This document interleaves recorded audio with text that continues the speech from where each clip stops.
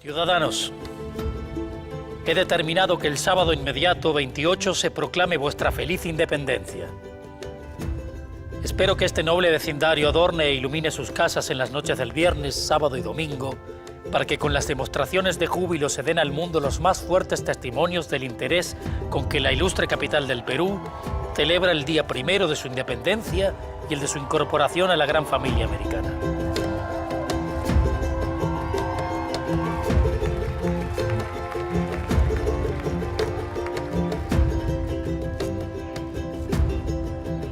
¿Fue la emancipación una medida desesperada para mantener el sistema social bajo control como respuesta a todas las rebeliones independentistas?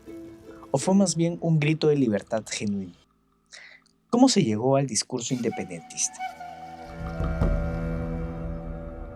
Evocando a la historia, recordemos que largos periodos de gestación ideológica acaban con revoluciones políticas. En este contexto, después de la hispanización, surgen movimientos de estilo renacentista que buscan reprotagonizar las creencias e intereses incaicos previos a la dominación española, esta vez desde una nueva perspectiva más evolucionada.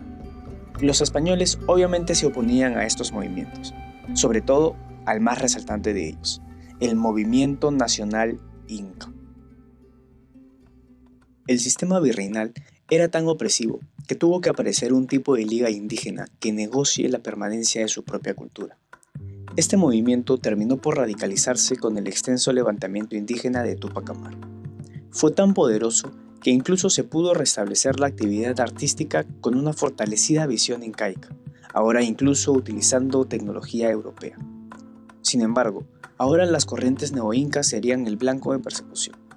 Cuando llega el visitador español Areche, arremete violentamente contra toda la cultura visual de la nación índica, porque, para él, esa era la razón del carácter subversivo de sus revueltas. Se le prohibió incluso eventos conmemorativos donde recordaban con nostalgia aquellos siglos de oro. Se mandaron a destruir ejemplares de árboles genealógicos de familias incas, retratos, imágenes morales y más, y estos eran reemplazados por información de la monarquía española. Incluso propusieron una estrategia manipulativa para empezar a cristianizar a los indios, proponer un rey solar único que eliminaba a todo astro luminoso del territorio americano.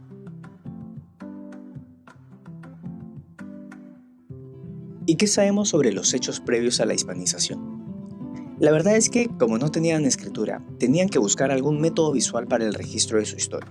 Y para esto, el cronista Ramos Gavilán comenta que se habría utilizado tablones de oro o estatuas de madera para proyectarla. Sin embargo, no se han hallado evidencias físicas de esto. Lo que sí sabemos es que una de las principales bases del arte prehispánico ha sido la cultura wari, sobre todo su iconografía geométrica y hasta un poco abstracta. También sabemos que la geografía era una variable importante. Por ejemplo, algunos diseños que tenían sus armas heráldicas tenían rombos que probablemente representaban las cuevas de Pacaritampo, por donde salieron los hermanos Sayar. O como el arco iris con dos culebras tendidas, que puede que haya estado representando al Templo del Sol en Cusco. Este textil es un manto heráldico con 4 figuras geométricas concéntricas, probablemente relacionadas con los 4 suyos.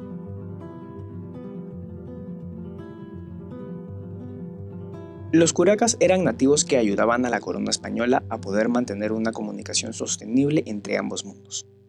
Por tal motivo, no se sabía si los curacas promocionaban el cristianismo y los pueblerinos las tradiciones andinas, o si ambos intereses se registraban paralelamente, lo que causaba que se les acuse de doble identidad. Los doctrineros cristianos demonizaron la figura del Inca. Por ejemplo, en una pintura altoperuana se muestra al hechicero andino Opongo como si fuese un demonio de rostro feroz. Aparecieron artefactos creados para los curacas que buscaban darle una vuelta programada a su antigüedad sin tener que renunciar a sus intenciones de reconstruir un Tahuantinsuyo moderno, un reino utópico donde lo mejor de la cultura incaica se fusione con la monarquía cristiana para gobernar en beneficio del aborigen. Claro que la idea final era cristianizar al indígena, y esto formaba parte de un plan de policía imperial. Así, poco a poco, la nobleza inca se fue apropiando de referentes europeos para ir volviéndose cristianos. Sin embargo, a pesar de la planificación, la sociedad incaica se mantenía de pie. Incluso llegaron a hacer un niño Jesús inca, algo que los españoles no soportaron porque tenía que ser una imagen fiel al europeo, y terminaron por destruir las mascaipachas que tenían este motivo. Los cronistas concuerdan que el inca divinizado era la principal figura idolatrada de los indios, incluso los bautizados. Claro que Areche consideraba eso una desvalidación a la religión católica. Sin embargo, no era más que el resultado híbrido de la cultura inca con la religión cristiana. Y a pesar de los fuertes intentos de arremetimiento contra las creencias originales para cristianizarlas, se logró lo contrario. Se indianizó el cristianismo, y de hecho, el movimiento nacional inca usó todos los recursos dialécticos a su alcance para mantener su protagonismo cultural.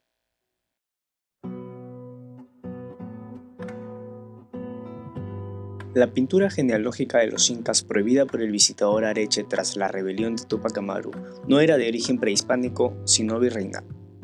En el momento de su censura existían dos idearios políticos irreconciliables: Francisco de Toledo, que visualizaba a los incas como violentos tiranos que habían usurpado un territorio en contra de la voluntad de sus pueblos, y Fray Bartolomé de las Casas, que exaltaba a los incas como reyes señores naturales del Perú, con derechos y privilegios que no caducaban con la conquista española.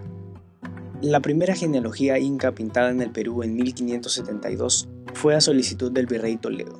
Se contrataron artífices nativos para que pintaran 4 paños con los retratos de medio busto de los reyes incas del Perú. Figuraban con sus collas o reinas dentro de medallones, y cada uno con la historia escrita de sus vidas desde Manco Cápac hasta Atahualpa. Las pinturas formaban parte de un proyecto político. El objetivo de Toledo era demostrar que los incas eran tiranos y habían usurpado los territorios que cruelmente gobernaban. Se construye una historia negra, tiranía usurpadora de los incas por parte de Toledo, con el fin de eliminar todo reconocimiento legal de su descendencia real. Toledo luego envía al Consejo de Indias un libreto de tratado anónimo contra Fray Bartolomé de las Casas, acusándolo de engañar a España sobre los incas y ser víctima de la conquista española. Dichas acusaciones estaban sustentadas bajo el argumento de que Fray Bartolomé estaba influenciado por el demonio. Por otro lado, Las Casas había persuadido a Carlos V en otorgar a los incas títulos legítimos de reyes del Perú, y llegó a prometerles la devolución de sus tierras una vez fuesen capaces de conservar su fe católica. Esto contribuyó a que los españoles se casaran con la realeza inca para poder seguir controlando las tierras con la aprobación de la corona española. El reconocimiento de los derechos de los señores naturales de Perú y México era para Las Casas un tema jurídico de fondo. Es por eso que, con ayuda de Fray Bartolomé Carranza de Miranda, hombre de confianza de Felipe II, Las Casas logra sentar las bases jurídicas y teológicas para la aparición de una heráldica nobiliaria cristiana y planea abolir el sistema virreinal de encomiendas.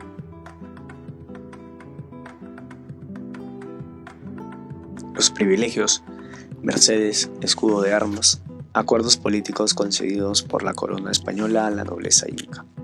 Dichos privilegios crearon jurisprudencia a favor de las élites indígenas del Perú. Armas reales, mascaipacha, corona real inca.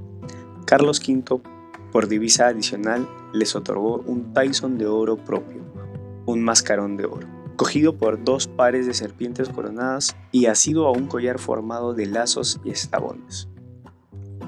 La orden de Toisón, nacida de la Casa de Borgoña, pasó a ser el máximo atributo teocrático de la dinastía habsbúrgica.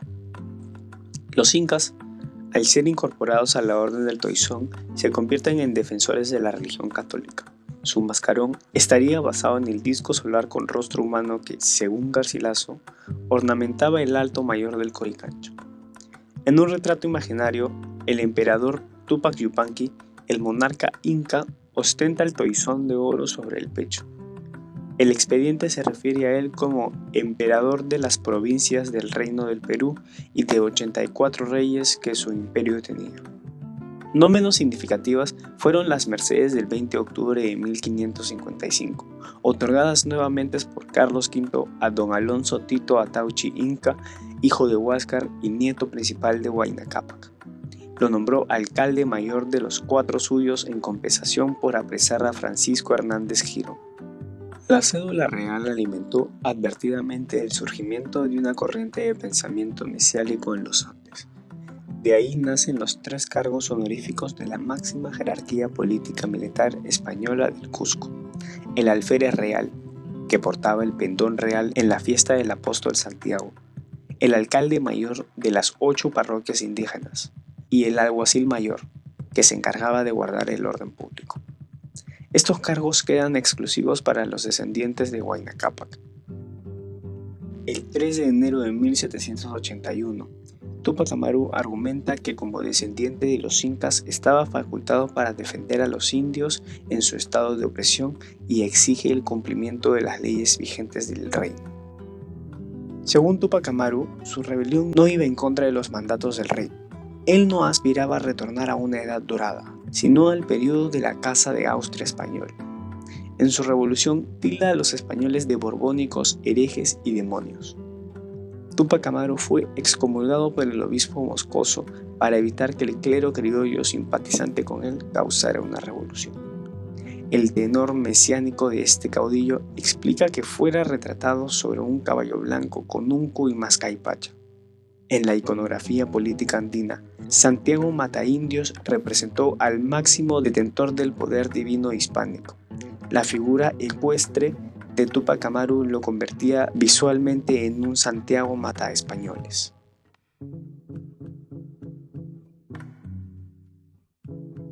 Según los memorialistas indígenas del movimiento nacional inca, el vasallaje al rey hispano no residía del patronato regio. Fueron los incas quienes se sometieron voluntariamente al imperio español por las doctrinas del dios Pachacámac. Yo, Pachacámac, hijo del sol. Mientras tanto, en la España renacentista, la noción del traslatio imperii se centraba en aquel patronato. Es importante mencionar la obra de la aparición de la Virgen de Surtunguasi y la obra del matrimonio de la Ñusta del año 1675, la cual enlaza la dinastía inca con la jesuita, ya que gracias a ello se logra escenificar la teocracia en el Perú.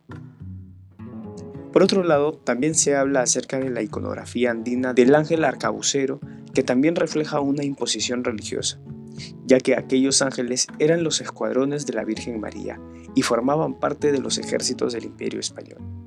Y los retratos virreinales, como el de Alonso Chiao Topa, quien sostiene un crucifijo luminoso.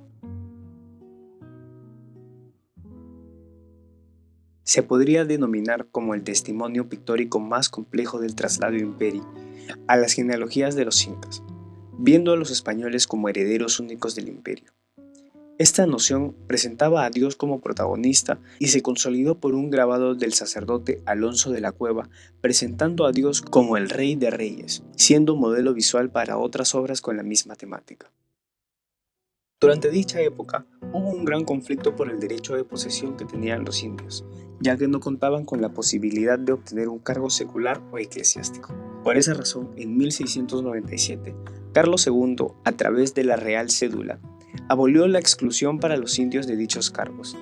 Esta cédula fue interrumpida en 1750 por su sucesor Carlos III y nuevamente en el año 1780.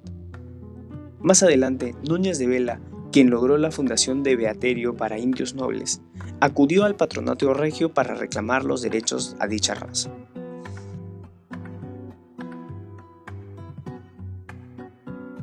La literatura épica virreinal española justifica la conquista del Perú con una retórica profética. En su poema heroico, Luis Antonio de Oviedo refirió que el príncipe del Averno pretendía restaurar la indiana monarquía. Sin embargo, sus planes se arruinaban con el nacimiento de Santa Rosa de Lima, que con su pureza espiritual restauraba el Edén perdido peruano. En una pintura virreinal se modifica la composición de su primera edición. El conde de la Granja es sustituido por un noble inca con mascaipacha y un curreal, evidenciando que la indiana monarquía veneraba a la santa limeña como bandera reivindicatoria religiosa y política. Más inquietante para los españoles fue el detonante de la rebelión de Huarochirí de 1750. Un apócrifo vaticinio de Santa Rosa fue transmitido a través de quipus desde San Cristóbal del Cusco, en el que habría anunciado que el imperio inca retornaría a sus legítimos propietarios. Al no cumplirse el vaticinio, la profecía fue adaptada a nuevas revueltas en 1777, 1780 y 1805. Una inédita genealogía inca ilustra cómo esta corriente utilizó a Cueva para plantear nuevos desenlaces históricos independentistas.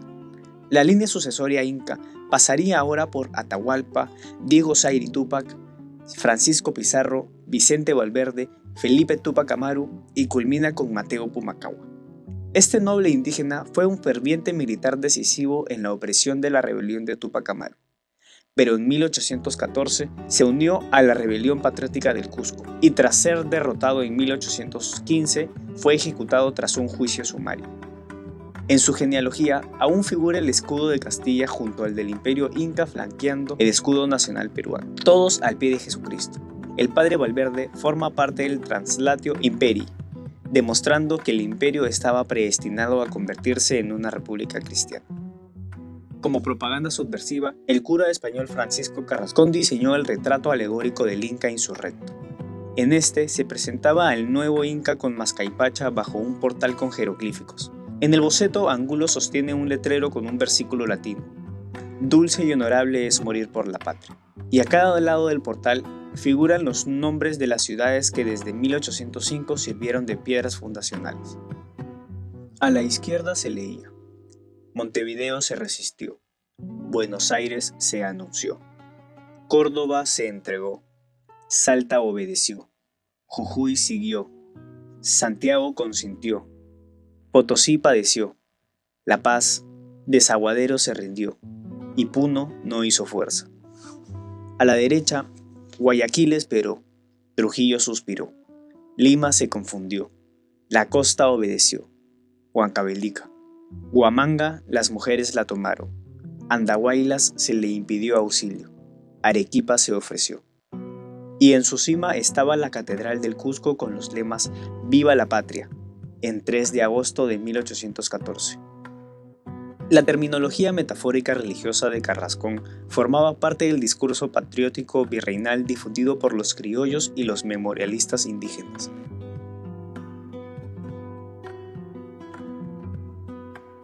Guamán Poma inició una carta crónica dirigida al monarca hispano citando al profeta Jeremías, recordándole que los gobiernos injustos estaban amenazados por las sagradas escrituras a padecer azotes y grandes castigos. Incluso dijo que Jesucristo vino para vivir de sus limosnas y no buscaba haciendas porque amó más al pobre que ser rico. Los memorialistas indígenas del movimiento nacional inca utilizaron la argumentación bíblica para cuestionar el absolutismo borbónico, recurriendo a las escrituras como armas de combate ideológico. Ya en 1786, el comisionado Benito de la Mata Linares acusó a funcionarios eclesiásticos de participar en la rebelión de Túpac Amaru, principalmente a Juan Manuel Moscoso y Peralta, quien fue depuesto de su cargo y enviado a España. Como reemplazo quedó el gobernador criollo de la diócesis cusqueña, José Pérez Armendáriz. Por 37 años, Armendáriz fue rector del Seminario y Real Universidad de San Antonio Abad, una casa de estudios para indios y mestizos reales, y en 1806 asumió el obispado del Cusco. Una pintura anónima fechada en 1794 muestra el árbol genealógico con sus discípulos intelectuales. De Armendáriz emerge un árbol de eclesiásticos que serán los patriotas revolucionarios de la rebelión cusqueña de 1814 promovida por el obispo, todos ilustres glorias del seminario antoniano que florecieron bajo su tutela. Basado en el imaginario de Jeremías, Las Casas fue el primer teólogo en denunciar la destrucción de Indias como una deshonra de Dios y de España. Luego aplicará el mismo tono lastimero y amenazante en defensa del indio. Jerónimo Lorenzo Limailla le aseguró a Carlos II que los malos curas, lejos de proteger a los indios, eran como lobos hambrientos y trópicos. Nunca sacian la ardiente sed de codicia, y así ensangrientan sus presas, acometiendo a los pobres corderos, apretando sus gargantas, para que no abran los labios para hablar y explicar su quechua y llenar el aire de suspiros. El Planctus culmina anunciando un amenazante revés histórico. Ya está puesta el hacha de la raíz de los árboles, y todo árbol que no dé buen fruto será cortado y arrojado al fuego. Curiosamente, recurre al mismo versículo bíblico que había originado la iconografía andina del árbol pan. Sobre la copa del árbol de la vida se mostraba la mesa de los pecados capitales o escenas cotidianas de los pueblos indígenas en libertad. Nadie escuchaba el aviso de Cristo que sonaba la campana del juicio con un martillo, mientras que la muerte, con la ayuda del diablo que tiraba de una soga, levantaba su guardaña para derribarlo. El Planctus plantea una lectura iconológica subversiva. Era la figuración de una sociedad virreinal sin frutos espirituales e indiferente a las advertencias divinas. Si los pastores no eran ovejas entre lobos, sino lobos endemoniados devoradores de indios, la conquista española había perdido toda legitimación espiritual. Garcilaso reveló que para los indios los incas eran Huachacuyac, el amador y bienhechor de los pobres. Siguiendo esta pauta, en la rebelión de Huánuco de 1812, una treintena de comunidades indígenas se alzaron para gritar ¡Vivas al Inca Rey! Algunas estrofas de nuestro himno nacional, hoy suprimidas, recorrieron a la misma retórica reivindicadora incaísta. Describen el periodo virreinal como un estruendo de broncas cadenas que escucharon 3 siglos de horror. Al final, la nación indiana, largo tiempo oprimida, vengaba a su Inca y Señor. La gesta emancipadora era percibida por los patriotas como un quiebre radical con el periodo histórico de cruel servidumbre que lo antecedía. Solo Túpac Amaru, el mártir del Imperio peruano, descollaba como figura precursora de San Martín y del Gran Bolívar. Dionisio Uchu Inca Yupanqui, el único diputado inca de sangre real ante las Cortes de Cádiz, manifestó que detrás de la invasión napoleónica de España estaba la mano poderosa de un dios irritado, pues un pueblo que oprime a otro no puede ser libre. Y así es que la bandera nacional bicolor peruana simboliza el juramento de los indígenas para defender la libertad sagrada concebida por el Dios de Jacob.